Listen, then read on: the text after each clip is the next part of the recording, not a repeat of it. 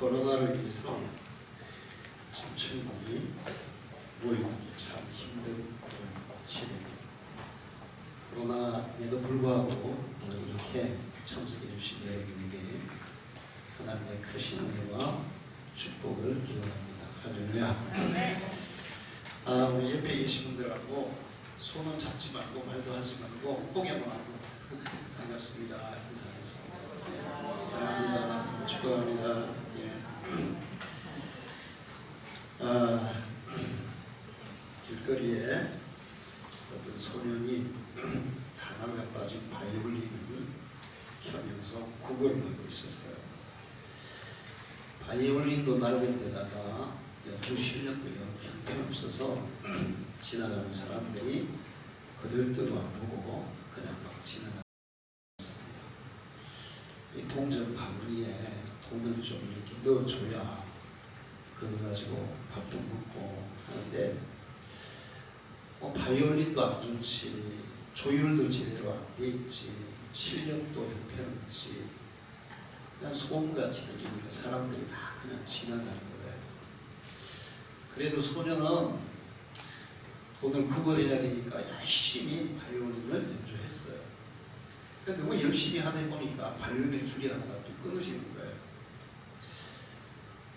그래도 또 열심히 했습니다. 그래서 두 번째 줄이 또 끊어졌어요. 그래서 또 하다 보니까 세 번째 줄이 끊어졌어요. 그랬더니 소년이 이제 울먹울먹 하면서 바이올린을 옆으로 밑으로 툭 떨어뜨렸습니다. 그때 어떤 신사 한 분이 지나가다가 그것을 보고는 소년에게 다가왔어요. 그리고는 바이올린을 나한테 잠깐 주보라고. 그래서 그 신사가 소년의 손에 있는 바이올린을 자기 이렇게 손으로 가져갔습니다. 그리고는 줄을 이렇게 한 줄 남아있는 그 줄을 이렇게 조율을 하더니 그 한 줄을 가지고 바이올린을 연주하기 시작했어요. 그런데 그 소리가 얼마나 아름답고 얼마나 좋던지 지나가는 사람들이 다 모여드는 거예요. 그리고는 이 소년의 동전 바구니에 막 동전을 던져 넣었어요. 한 서너 곡을 연주하고 이 신사가 바이올린을 소년에게 넘겨줬습니다.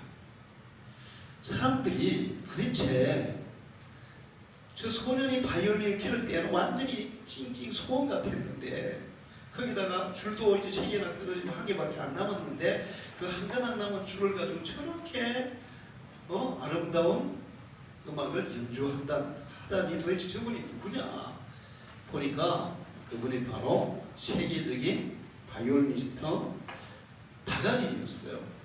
사람들이 깜짝 놀랐어요.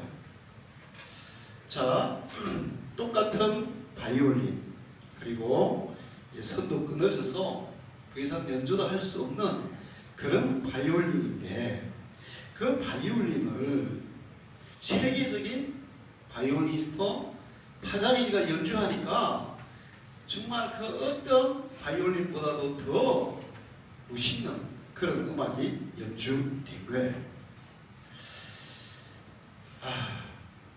사람의 인생도 그렇습니다. 낡고 줄도 끊어지고 조율도 제대로 안 되고 몸도 아프고 그 다음에 경제적으로도 어렵고 힘들고 그래서 이거 내가 정말 살아야 하나? 살 필요가 있나? 이렇게 살아갈 수가 있나? 저 사람은 정말 세상에 살 필요가 있나? 이런 사람들이 있을 수도 있어요. 그러나 우리의 인생을 누가 연주하느냐에 따라서 우리의 인생도 완전히 달라질 줄 믿습니다. 할렐루야. 바이올린 연주자에 의해서 바이올린의 그 소리가 달라지듯이 우리의 인생도 정말 능숙하고 훌륭하고 완벽하신 분이 우리의 인생을 이끌어 간다면, 연주해 간다면 우리의 인생도 그렇게 보잘것없는 낡은 바이올린 같은 그런 인생이라 할지라도 정말 인생의 아름다운 소리를 내는, 아름다운 모습을 보여주는 그런 인생이 될 줄로 믿습니다. 이번에 저희는 21일간 단일 기도회라는 것을 했어요. 서울에 있는 오륙교회에서 하는데 그 오륙교회의 방송을 이렇게 컨트롤하는 사람이 우리 이강만 집사님 조카예요. 이완이라고. 근데 지금 이제 올해 14,000여 교회가 참석했고 102개 나라에서 이 유튜브로 인터넷으로 동시에 그 예배를 참석했어요. 근데 거기에 강사분들이 20명이 나오셨는데 그 강사분들의 이 간증이나 얘기를 쭉 들어보면 사연이 없는 분들이 없어요. 그리고 정말 인생이 완전히 망가졌다. 더 이상은 재기할 수 없다. 더 이상은 일어날 수 없다. 이런 처지에 있던 사람들이 그 깊은 절망 가운데서 하나님을 찾게 되고 예수님을 만나게 돼서 그의 육신이 치료되고 그의 영혼이 치료되고 그의 인생이 새로워진 그런 얘기들을 22일간 우리는 들었어요. 할렐루야. 이거는 지어낸 얘기가 아니라 본인들이 직접 나와서 자기들이 경험한 것. 특히나 인생이 다 망가졌던 사람들, 더 이상은 정말 어떻게 해볼 수 없는, 의사도 포기하고 부모도 포기하고 그랬던 사람들이 예수를 만나고 다시 일어나서 인생을 더 건강할 때보다 더 찬란하게 살아가는 그런 사람들의 얘기를 들었어요. 어떤 사람은 암에 걸려서 암을 갖다가 그 항암 치료를 39번인가 얼마를 했는데 아직도 살아있어요. 여러분, 말이 항암 치료지 한 번만 해도 머리카락 다 빠지고 뭐 죽는다고 난립니다. 어떤 사람은 항암 치료가 힘들어서 포기하는 사람도 있어요.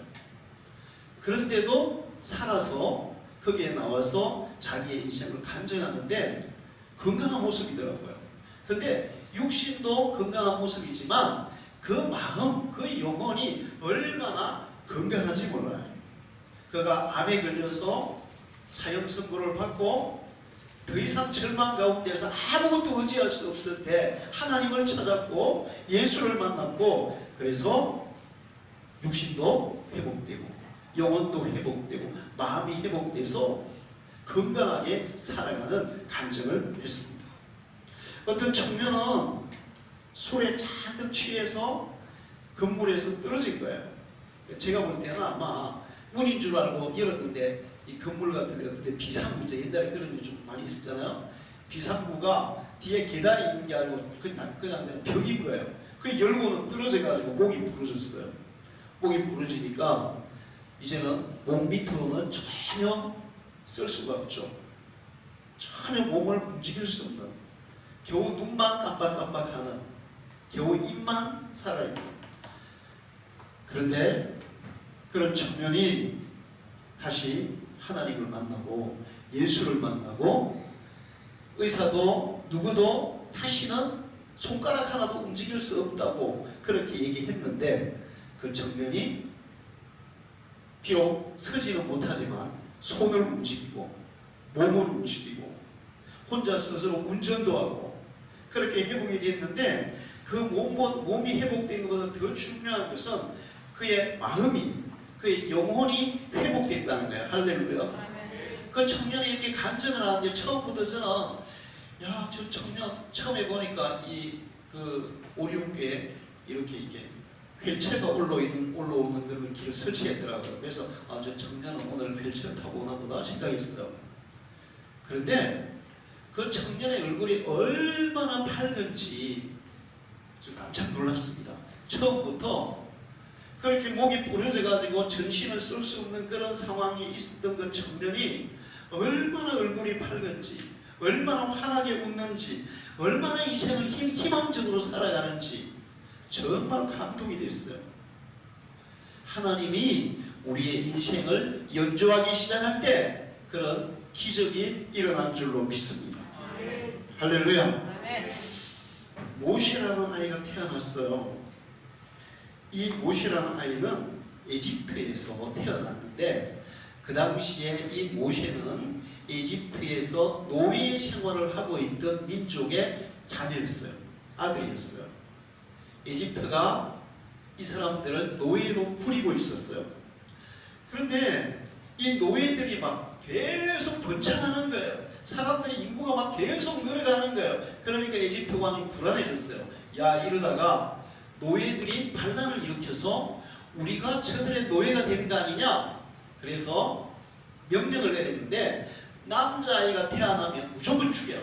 여자아이는 살리고 남자아이는 죽여라. 이렇게 명령을 내렸어요. 만약에 남자아이를 살려두면 가족 전체를 다 죽여라.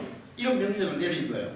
그런 상황에서 모세라는 아이가 태어난 거예요.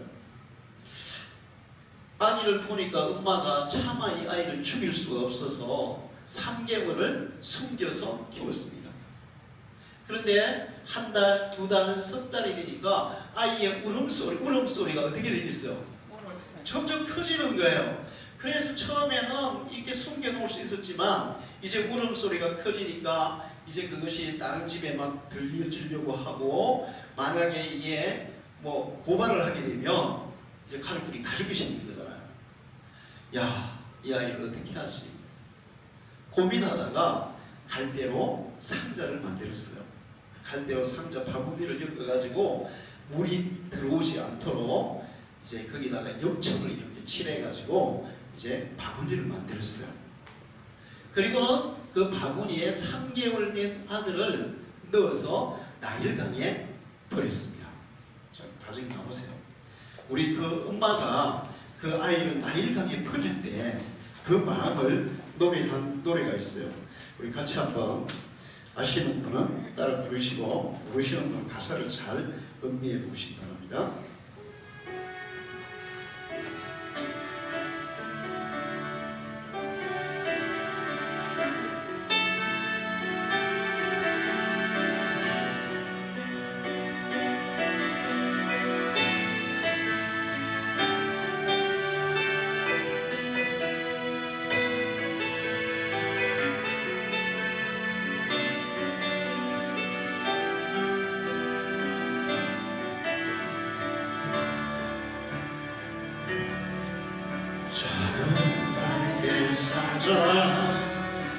우리 새지 않도록 영청만 나로 지으시라.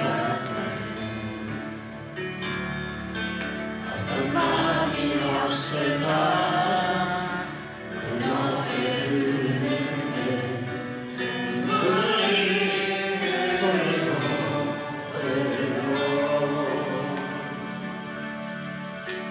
동그란 눈으로 엄마를 보고 있는 아이와 눈을 맞추고 상자를 덮고 가까이 비우며 간절히 기도했겠지. 속없이 하늘에 흔들 흘러가는 것 상상을 보며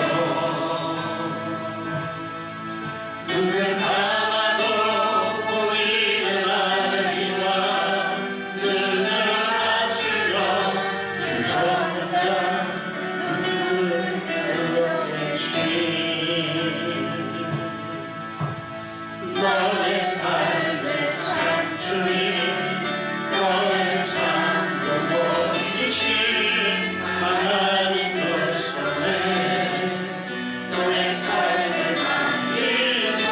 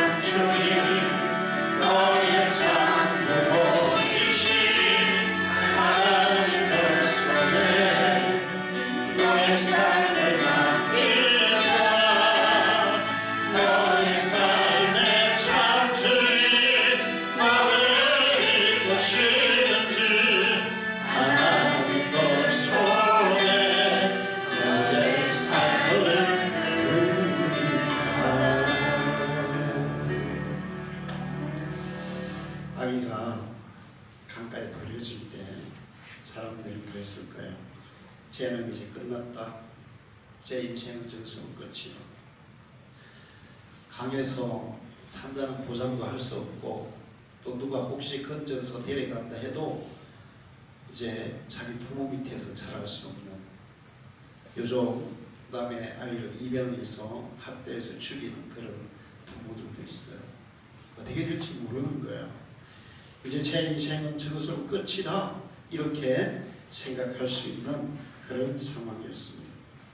그러나 이 아이의 엄마는 내가 더 이상 너를 지켜주지 못하고 돌봐주지 못하지만 너의 삶의 참 주인이 되시는 우리의 인생의 가장 아름다운 인생의 연주를 하실 수 있는 하나님 그분의 손에 너를 맡긴다.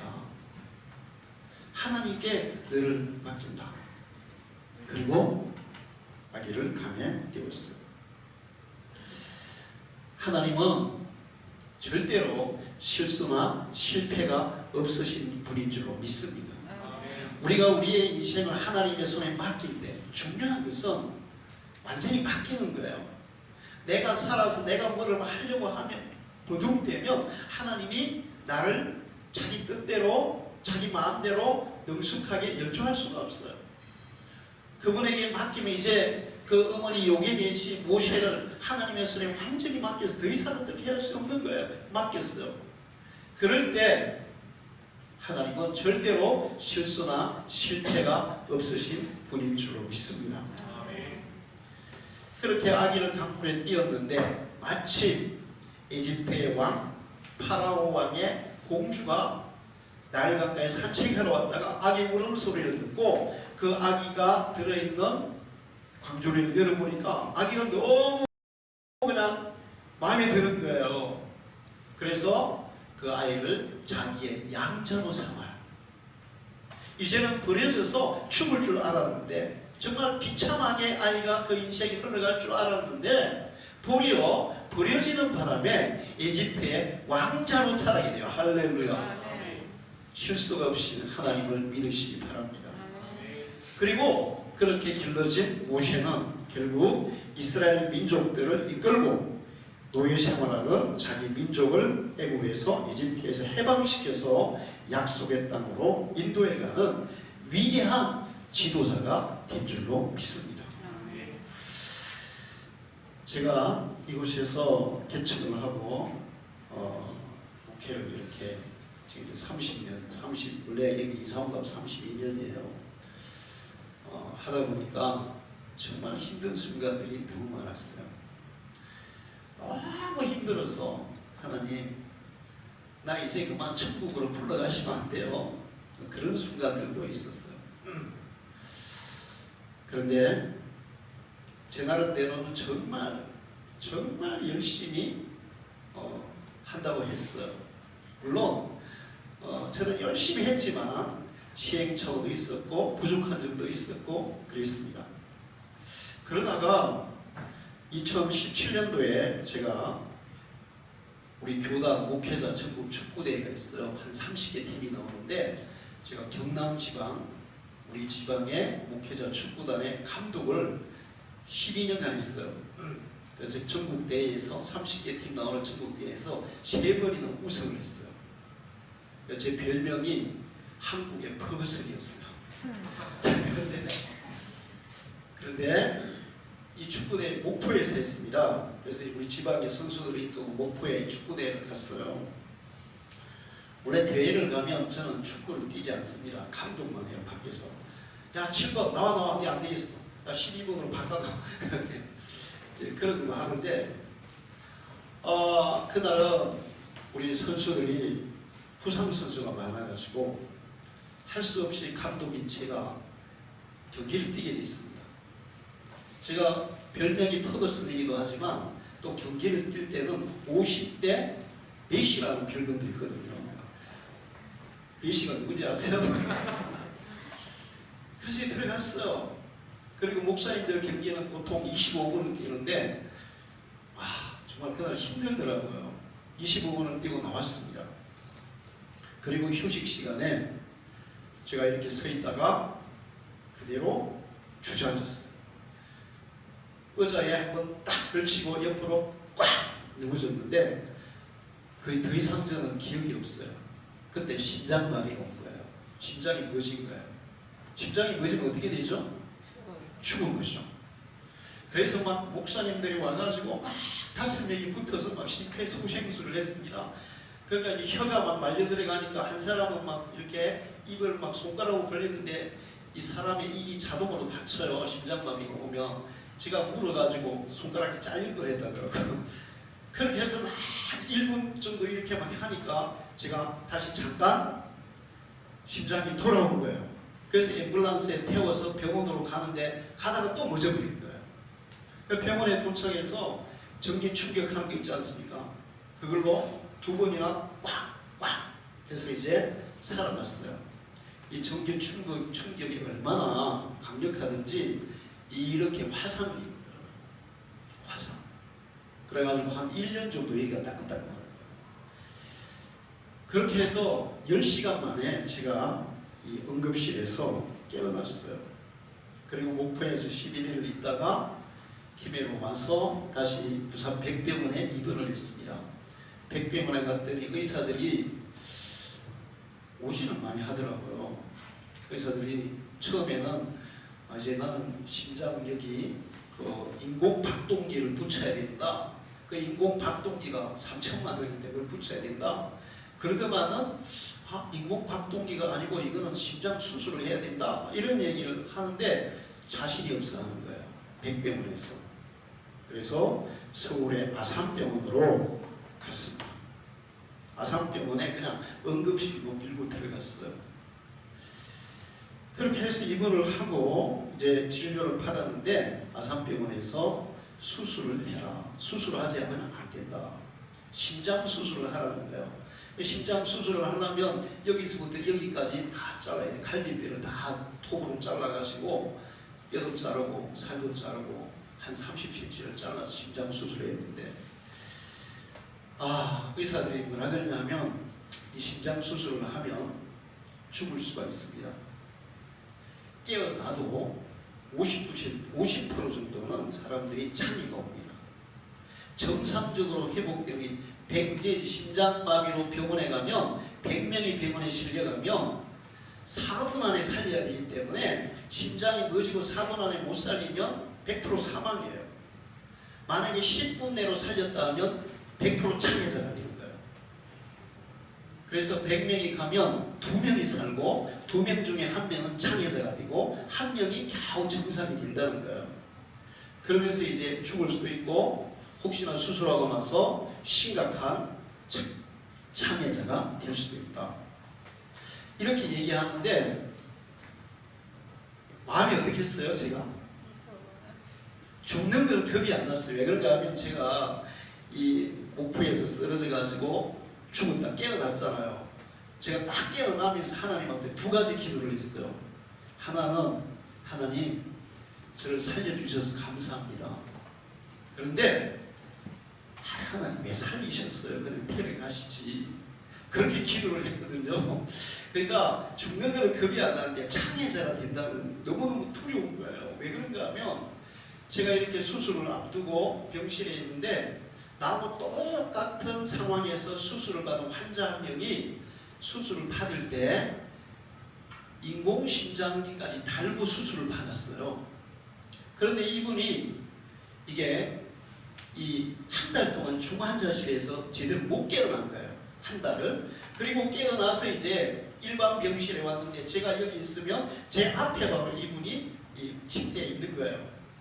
근데 보니까 막 여기 막 호스를 가지고 이렇게 음식을 집어넣고 말도 못하고 일어나지도 못하고 거기다가 정말 괴로운 것은 그 부인이 그 남편을 얼마나 힘들게 하는지 남편이 이게 음식물이 드는데 킥킥 그러잖아요. 그러면 이 등을 두드리잖아요. 등을 두드리고 등을 패더라고.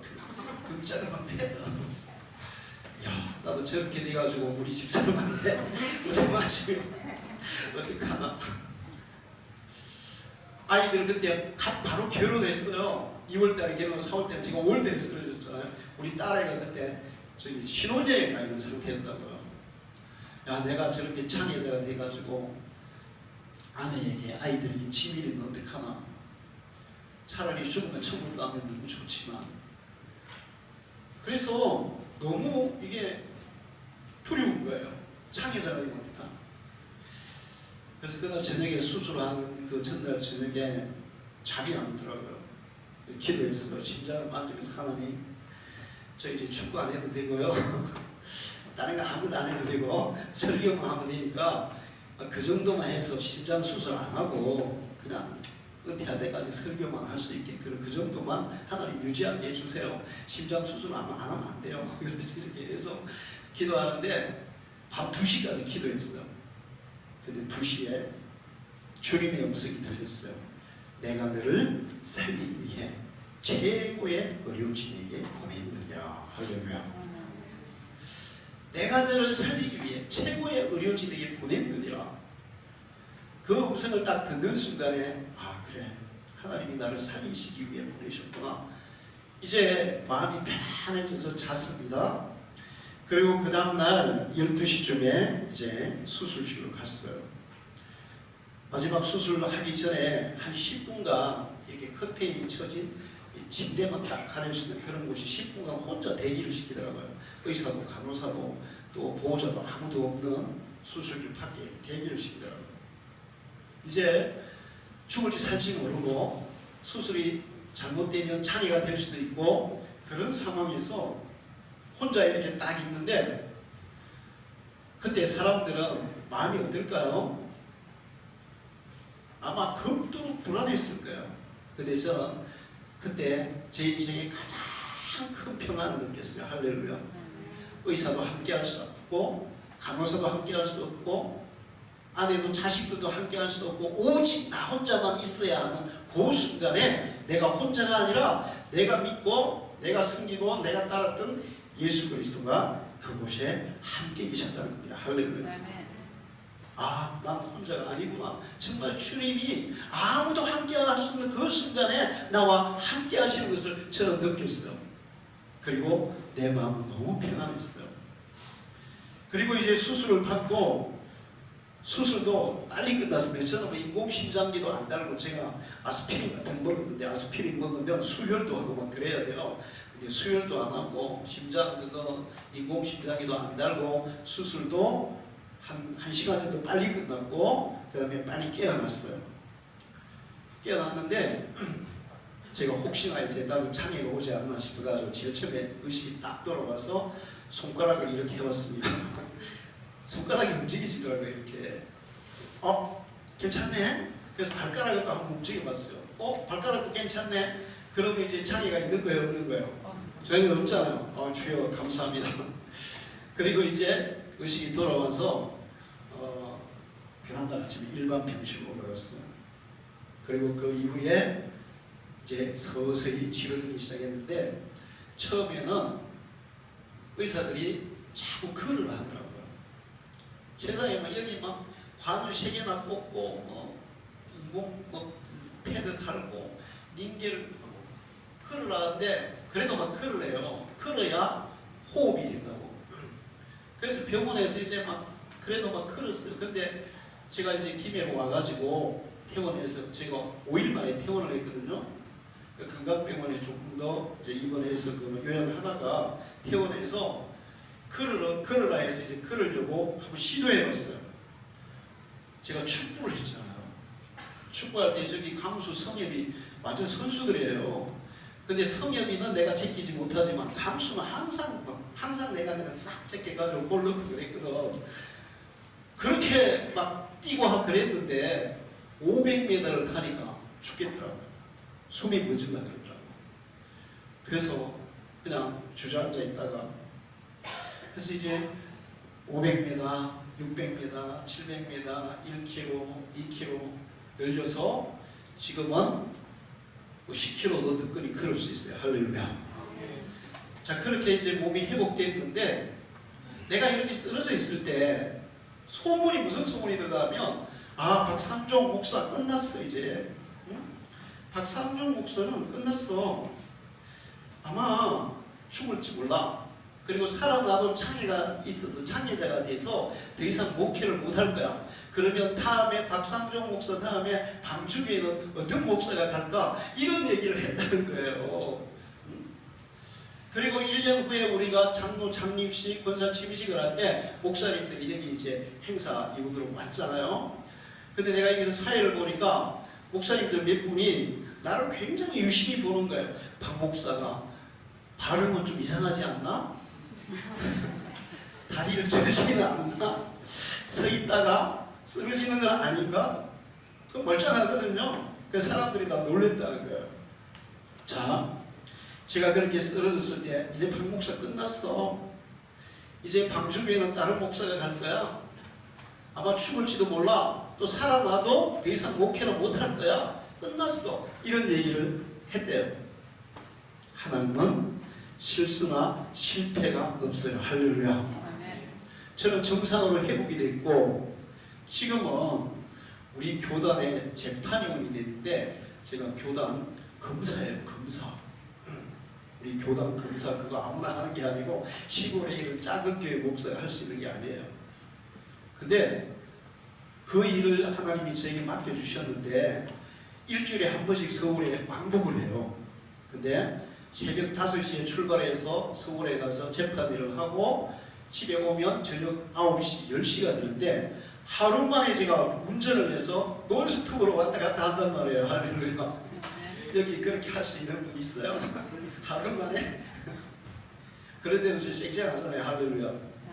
하나님은 그 제가 쓰러지고 수술하고 아프고 힘들고 그런 과정을 통해서 정말 죽음도 초월하는 그 하나님의 능력을 저에게 보여주셨고 그 가운데에서 언제나 나와 함께 하시는 하나님이 저와 함께 하시는 것을 경험하게 해주셨고 그리고 회복시켜서 더 귀한 일들을 저에게 맡겨주셨어요. 할렐루야. 사람들은 저 사람 저러면 저 인생 끝이야. 더 이상 희망 없어. 그러나 그런 사람이라 할지라도 하나님이 그를 붙드시고 그의 인생을 이끌어 가신다면 그때부터 진정한 희망이 생기고 기적적인 삶이 펼쳐질 줄로 믿습니다. 할렐루야. 하나님은 절대로 실패나 실수가 없어요. 하나님이 붙드는 사람은 하나님께서 가장 잘 만드시고 훈련시키시고 연단시키시고 초유해서 정말 하나님의 훌륭한 도구로 사용하시는 것을 믿으시기 바랍니다. 할렐루야. 우리 여기 강아지를 키우는데 제가 강아지를 엄청 좋아해요. 3마리도 있어요. 근데 훈련을 잘 못 시켜요. 우리 교회에서 훈련을 제일 잘 시키는 애는 다정이에요. 그래서 이제 다정이가 한 번씩 훈련을 시켜야 한 마리가 앉아, 발, 엎드려 이런 것도 해요. 근데 내가 가서 시키면 안 하더라고. 내 말을 듣잖아요. 그런데 우리 친구 목사님 중에 한 분은 강아지를 너무 훈련을 잘 시키는 거예요. 우리 집에서 개를 한 마리 데려갔잖아요. 강아지를. 근데 그 집에 한번 가봤더니 이놈은 뭐까지 하는지 아세요? 2층이 사택인데 1층 현관에 신문을 던져놓으면 주인이 신문 물고 와. 딱 물고 오는 거예요. 와. 괜찮잖아요.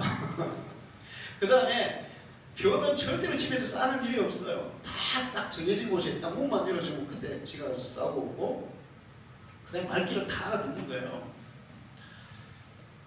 그래서 우리도 저기 흑두를 슈퍼마켓에 장 보는 것까지 하고 훈련을 시켜가는데 제가 그런 능력이 안 돼요.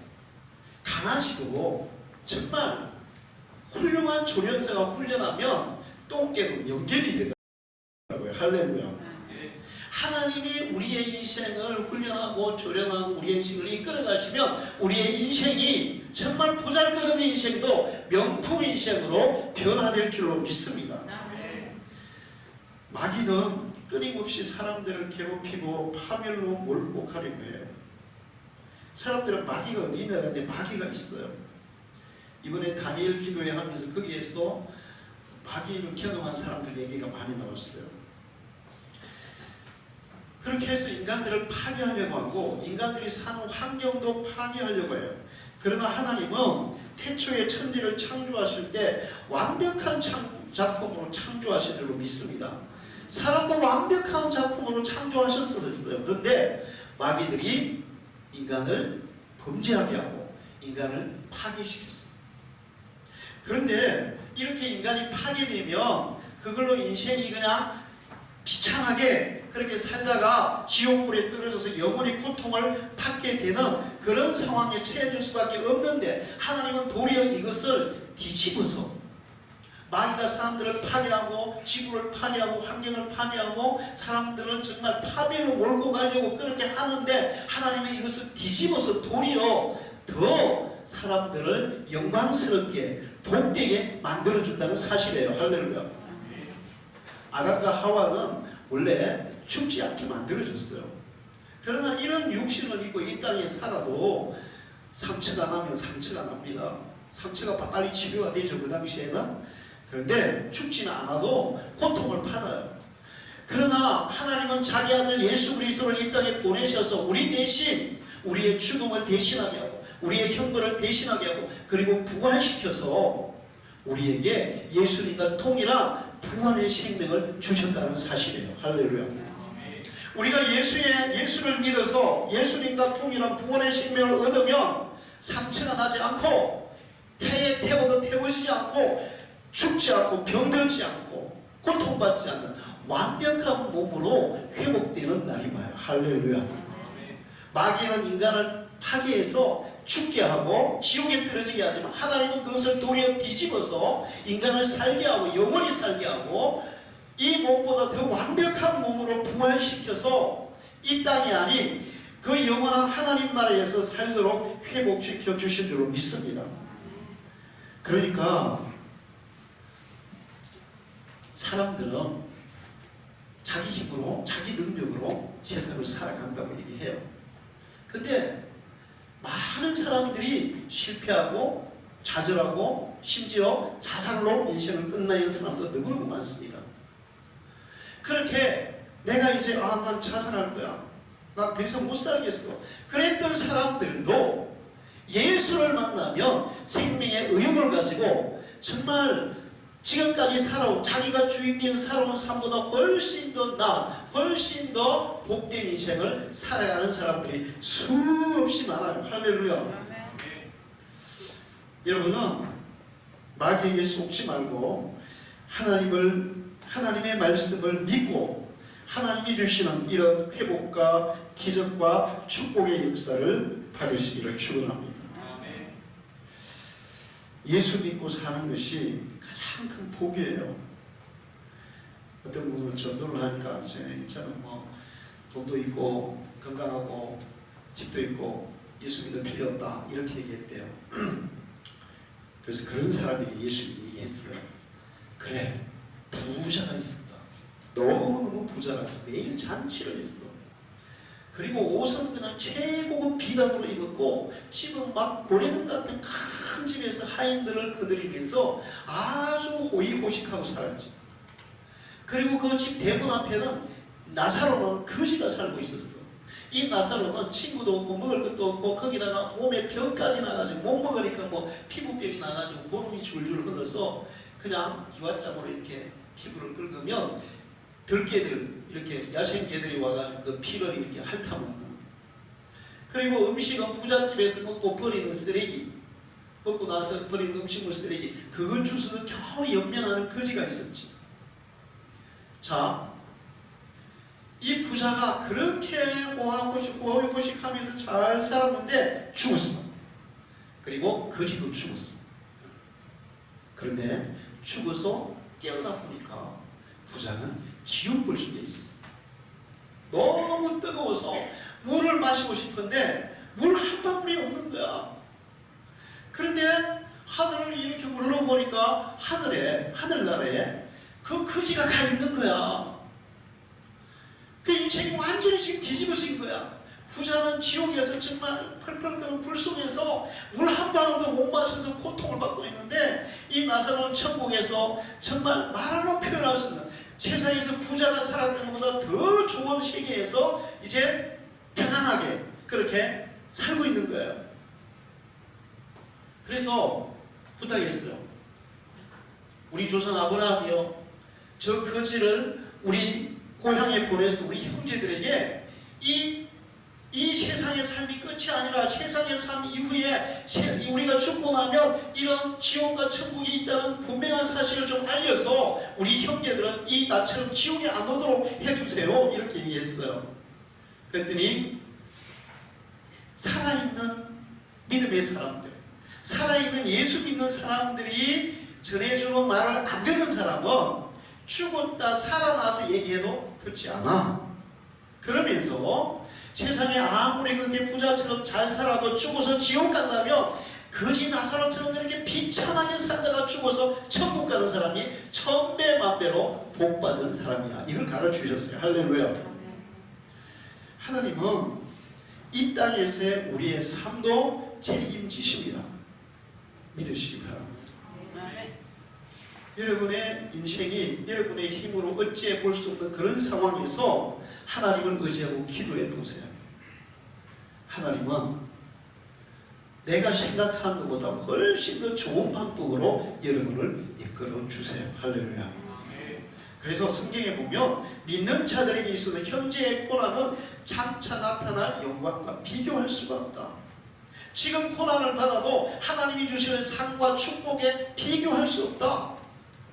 하나님을 사랑하는 사람들에게는 모든 일이 합력하여 선을 이루어 주신다. 할렐루야. 이게 예수 믿는 사람이 이 땅의 삶이에요. 그럼 이 땅으로 끝나는 게 아니라 우리가 이 땅을 떠날 때 영원한 하나님 나라에서 예수 그리스도 부활의 몸을 입혀서 영원히 살게 해주시는 것이 하나님의 축복인 줄 믿습니다. 그래서 오늘 여러분 제가 그런 얘기를 하면 좀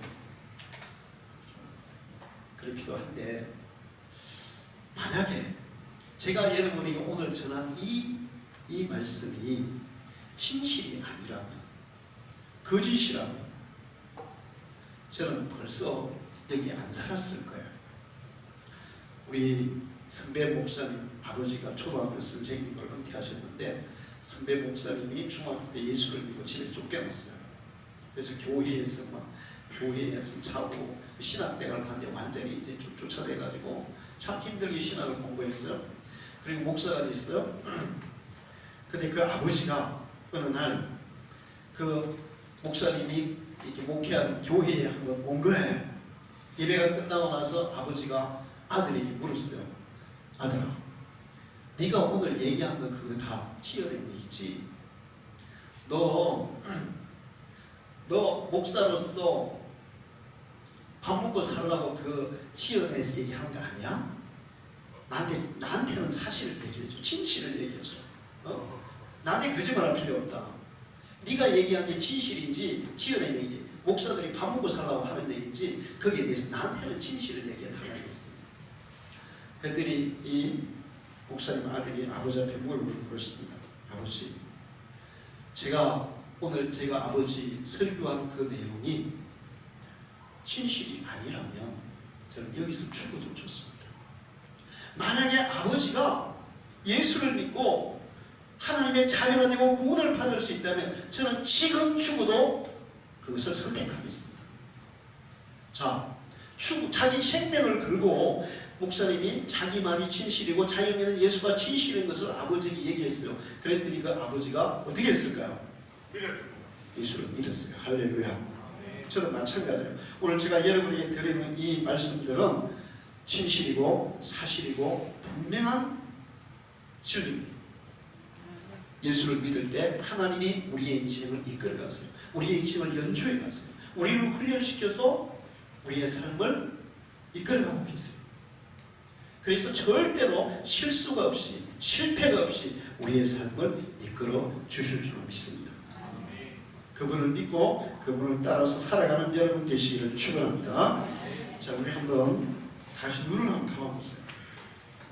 눈을 감고 손을 한번 이렇게 모아보세요. 우리 저기 마을마다 가면 우리 노인분들 누구 잘 따라가세요. 지금 한 손 모으고 눈 감고 한번 조용히 저를 따라 한번 따라서 기도를 한번 해보시기 바랍니다. 창조주 하나님, 실패나 실수가 없으신 하나님, 저도 그 하나님을 믿고 싶습니다. 우리 주 예수 그리스도를 나의 주님으로 믿고 싶습니다. 제 마음에 찾아와 주셔서 믿음을 주시고 하나님을 의지하며 하나님의 이끌림을 받아 살아가게 해주소서. 예수님의 이름으로 기도합니다. 아멘. 제가 한번 더 기도하겠습니다. 하나님 아버지, 하나님은 살아계십니다. 하나님은 믿는 자들에게 나타나십니다. 그리고 분명한 증거를 보여주십니다. 우리가 하나님의 살아계신 증거가 분명하지 않다면 이렇게 교회가 필요 없고 예배할 필요도 없을 것입니다. 그러나 하나님의 살아계신 증거, 실수와 실패가 없으니 하나님께서 전능하신 하나님, 완전하신 하나님께서 우리의 삶을 가장 복된 길로 인도해 주심을 우리는 믿습니다. 믿는 자들에게 하나님은 분명한 증거를 보여주십니다. 이곳에 참여한 모든 자들에게 하나님의 살아계심을 알게 해주시고 믿게 해주시고 하나님께서 연주하시는 정말 인생의 가장 아름다운 소리를 내면서 살아가는 믿음의 사람들이 될 수 있도록 하나님 저들의 심령을 찾아와 주시고 이 시간 만나 주시옵소서. 예수님의 이름으로 기도하옵나이다. 아멘.